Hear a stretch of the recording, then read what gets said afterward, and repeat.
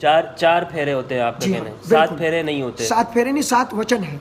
7 वचन है, 4 फेरे हैं, फिर उसमें अग्नि को साक्षी, साक्षी का मतलब गवाह। गवाह।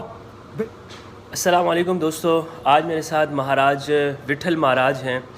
ये हिंदू पंडित हैं, कराची सोल्जर बाज़ार में इनकी रिहाइश है, इनका मंदिर भी है, टेंपल। निकाह जो इनके यहाँ होता है, जिस तरह शादी, उसके रजिस्ट्रार भी हैं, हिंदू फैमिलीज़ को रजिस्टर करते हैं। तो इनसे थोड़ी बात करते हैं।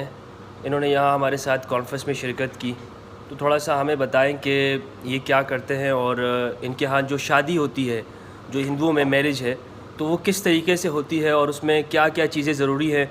यानी एक हिंदू दूसरे लड़का और लड़की जो आपस में एक दूसरे को स्वीकार करते हैं या कबूल करते हैं, तो उसमें क्या कंडीशंस होती हैं कि शादी कैसे होती है। तो ये बताइए जी पंडित जी। सबसे पहले नमस्कार, मैं बहुत आभारी और उनका शुक्रगुजार हूँ जो मुझे मौका दिया। सबसे पहले लड़की का नाम पूछा जाता है और लड़के का, उनकी कुंडली बनाई जाती है।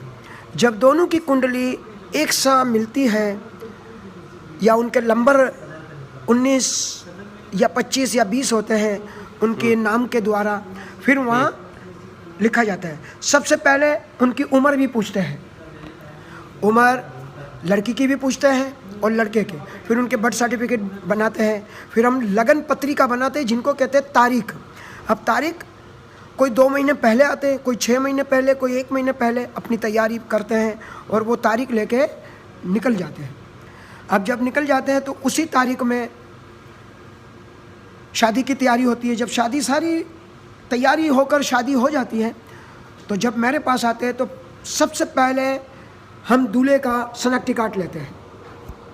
उनका नाम आता है, उनकी तारीख पैदाइश, फिर उनकी धर्मपत्नी, उनका नाम आता है, उनकी तारीख, उनके वालिद साहब का मैरिज सर्टिफिकेट। ये तो हो गया मैरिज के उसमें के कानूनी तौर पर। आप धर्म के बताएं कि आपके धर्म में क्या क्या चीज़ें के वो सबसे पहले तो आपने बताया कि कुंडली बनाते हैं आप। कुंडली सबसे बेहद हमारा धर्म वो कहता है। अच्छा, उस कुंडली में आप क्या करते हैं कि मालूम करते हैं कि ये लड़का लड़की के लिए ठीक भी है या नहीं है? बिल्कुल, कि दोनों जोड़ा कब तक चलेगा और कितना आगे जाएगा, दोनों की रिलेशन, उनकी ज़िंदगी बेशुमार होगी, सारा कुछ बता के। अगर कोई मोहब्बत वाले होते हैं तो वो माँ बाप लेकर आते हैं, बोले महाराज आप ये रिश्ता हमारे पे छोड़ दीजिए। फिर लड़की भी ये कहती है और लड़का भी कि आप ये हमारा रिश्ता छोड़ दीजिए। हम काफ़ी पंडितों के पास गए, सब यही कह रहे हैं कि हमारा रिश्ता मिलता नहीं है, मगर हम क्यों बैठे हुए। तो मैंने कहा देखें, आज तुम अपनी मोहब्बत, अपने जुनून की वजह से बैठे हुए हो, और ये जो रिश्ता है आप दोनों मिल के अपने माता पिता और परिवारों को छोड़ने के लिए भी तैयार हो, मगर ये आप देख लो अभी से रस्में टूट रही है, परिवार टूट रहा है, कठिनाइयाँ आ रही है, कोर्ट में जा रहे हो, फिर भी वो अपने मियार पर खड़े होते हैं और कहीं भी जाके वो शादी कर लेते हैं। अच्छा, एक तो ये कि कुंडली आप बनाते हैं, उसमें पता करते हैं कि लड़का लड़की मिल रहे हैं कि नहीं। दूसरा एक हिंदू की दूसरे हिंदू के साथ जब शादी होती है तो सनातन धर्म वालों की, उसमें क्या कहते हैं जो आप लोग मंत्र पढ़ते हैं, क्या गीता के श्लोक पढ़ते हैं? 4 मंगल फेरे हैं।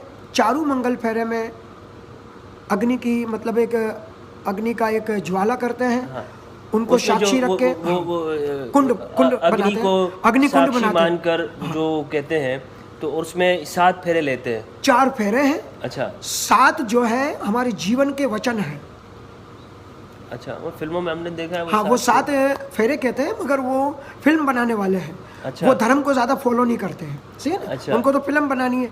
4 मंगल फेरे हैं, जैसे धर्म, अर्थ, काम और मोक्ष, ये उनका अर्थ है चारों मंगल फेरे के।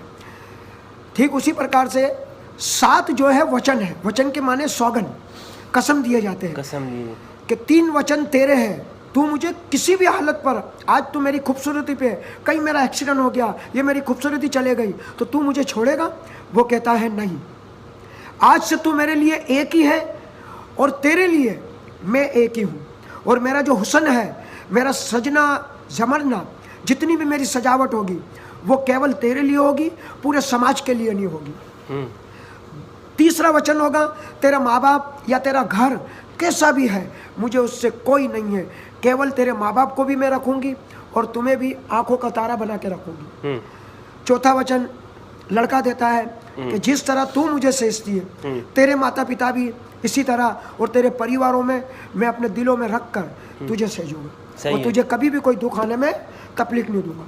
अच्छा, फिर उसमें हर फेरे के अंदर ये बोला जाता है? बोला जाता है। अच्छा, और वो उसको कबूल करते हैं? कबूल करते हैं। ऐसे ही मैं आज मैं कहीं भी फेरे करता हूँ तो बच्चे उर्दू वाले भी हैं, तो मैं उनको ये नहीं कहता हूँ कि भाई खुश हो, मैं कहता हूँ कबूल है, तो सारे हंसते भी हैं, बड़े खुश भी होते हैं, तो वो कहते हैं कबूल है। चार फेरे होते हैं आपके कहने? 7 फेरे नहीं होते? 7 फेरे नहीं, 7 वचन है। 7 वचन है, 4 फेरे हैं, फिर उसमें अग्नि को साक्षी का मतलब गवाह। बिल्कुल। अच्छा, वो आग गवाह होगी? जी हाँ। हमारे यहाँ मुस्लिम में ये है कि 2 गवाह होने चाहिए, मर्द होने चाहिए, ठीक है, और वो गवाही देते हैं कि कल को कोई भी मामला हो सकता है कि यार हुआ था नहीं हुआ था, मियाँ बीवी का कैसे पता चलेगा? तो आपके यहाँ कोई गवाह नहीं होते? अब गवाह अग्नि नहीं है, अग्नि तो एक ये है कि ये रूहानी है। नहीं, कल को अगर कोई मामला गड़बड़ हो सकता है, केस हो सकता है अदालत में कि ये इसकी पत्नी है भी या नहीं है, किसी और को 5 जने होते हैं। 5 जने गवाह हैं। कौन कौन?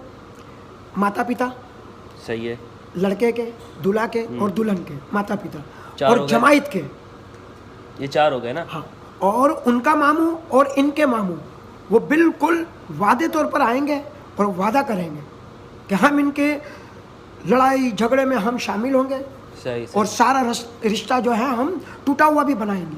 सही है। यानी गवाहों की मौजूदगी में अगर एक हिंदू, एक लड़का और एक लड़की किसी भी जगह जाकर वो अग्नि को सामने रखते हैं और वो कहते हैं इसको साक्षी मानकर हम दोनों शादी कर रहे हैं, उनकी शादी हो जाएगी? अगर पंडित बिक जाता है तो वो शादी तो मानी नहीं जाएगी, इसलिए वो नाजायज शादी है। और दूसरी बात, उनको हम नाजायज है, वो वर्ण संकर कहते हैं, नाजायज है। साक्षी तो मान रहे हैं ना उसको? नहीं, अग्नि सिर्फ साक्षी थोड़ी है, उनके माता पिता होना चाहिए जो भाग जाते हैं। तो अपने परिवारों को जब वो छोड़ सकती है, क्या वो समाज उस प्यारे रब को वो रख सकती है? नहीं, उनका कोई नाम ही नहीं है। वो जो बच्चे पैदा हो गए उनको कौन सा नाम मिलेगा? सही है।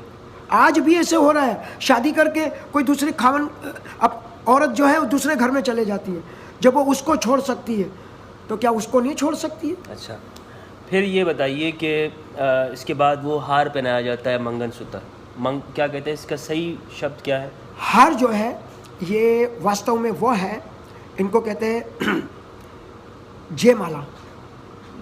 जयमाला बोलते हैं, वो पहले पिलाते हैं जयमाला सबसे पहले। फिर उसको जैसे ही मंगल फेरे हो जाते हैं सबसे पहले मंगलसूत्र पहनाते हैं, फिर उसकी मांग भरी जाती है। अब मंगलसूत्र और जयमाला काम किससे हुआ? मांग से हुआ। जब मांग भर दी तो समझो उनका पूरा निकाह हो चुका। अच्छा, ये एंड पे लगाते हैं मांग। तो ये जो टीका लगा देते हैं, इसका क्या वजह है, क्यों लगाते हैं ये इसलिए लगाते हैं कि हमारे धर्म में इनका बहुत ही महत्व है, बहुत ही। सिंदूर हमारे धर्म में हर उस प्यारे परमात्मा को भी चलता है, और मांग से वो उनका पति सो परमेश्वरम वो बन जाता है, वही उसके लिए सब कुछ है, तमाम। ये सही, यानी ये इस बात की निशानी है कि ये इसने अपने आप को कबूल के हवाले कर दिया, कबूल कर दिया। ठीक है, बहुत बहुत शुक्रिया आपका महाराज जी। और आपसे मुलाकात होगी तफसील के साथ, आपके यहाँ का विज़िट भी करेंगे इंशाल्लाह, हम आएंगे। तो आपसे मिलके बहुत अच्छा लगा, आपने बहुत अच्छे अपनी मैरिज के बारे में बताया। और भी बहुत सारे क्वेश्चन है मेरे मैरिज के हवाले से कि हिंदू के, उसको देखना भी चाहूँगा मैं। कभी आपकी शादी इस तरह हो तो उसमें मुसलमान आ सकता है? क्या, क्यों नहीं, लो हर जगह जा सकते हैं।